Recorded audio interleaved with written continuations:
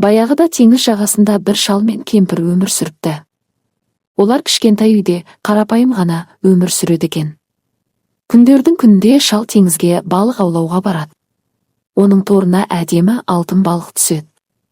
Бірақ алтын балық адамша тіл қатып: «Шал, мені босат, не тілесең де орындаймын» дейді.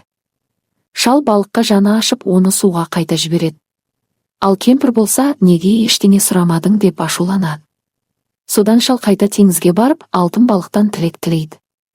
Алдымен жаңа астау, әдемі киім үй, одан соң зәулім сарай сұрайды.